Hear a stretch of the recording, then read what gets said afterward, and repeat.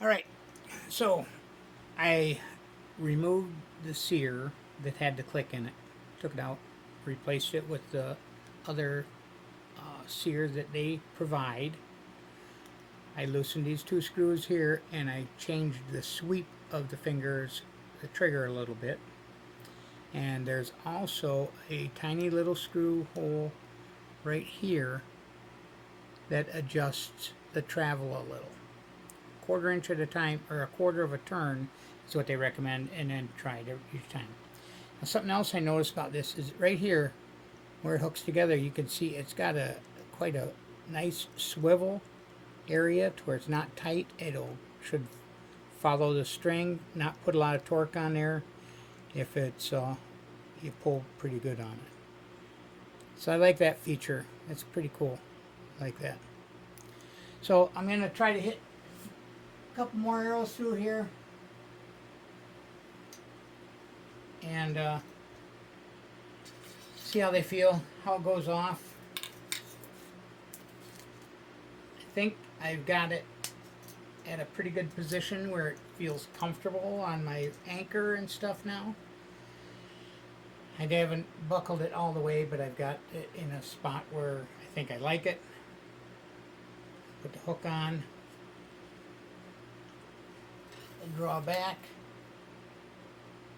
position my fingers, get anchored away, put a little down pressure on the finger, on the trigger, and then I got enough pressure on to where then I can just start pulling with my back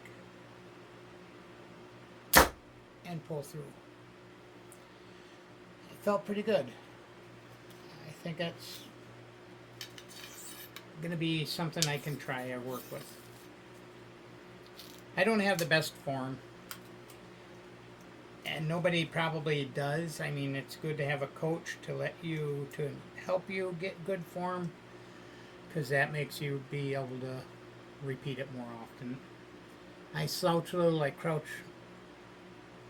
It's just the way I've always been, but I can repeat it.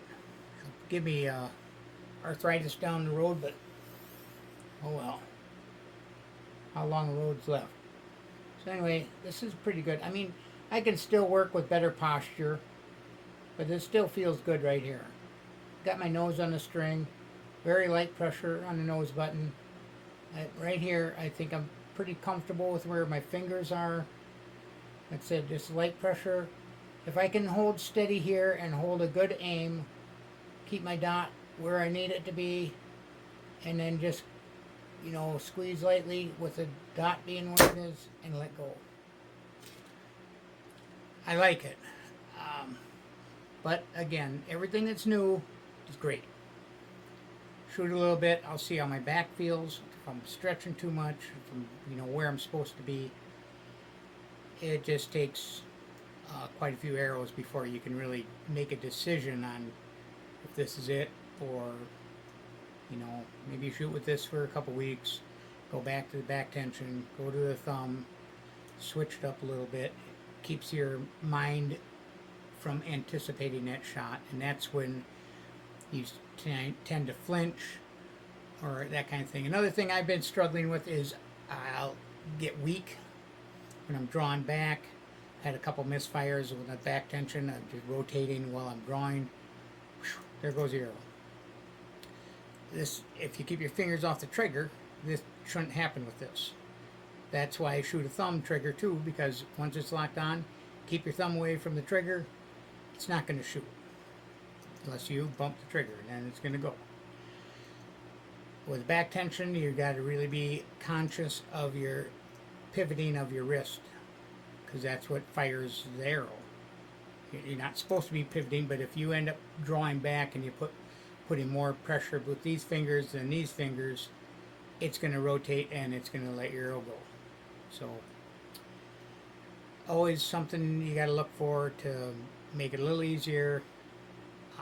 Eliminate that one or two arrows that don't score, don't get you any points. So little things like that you got to pay attention to and try to rectify however you can. A lot of products out there on the market that can help with that.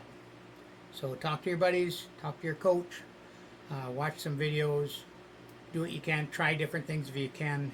Other people probably got laid around. Ask if you can try it out before you have to invest money into something like that. Well, that's my 2 cents worth. Have a good one.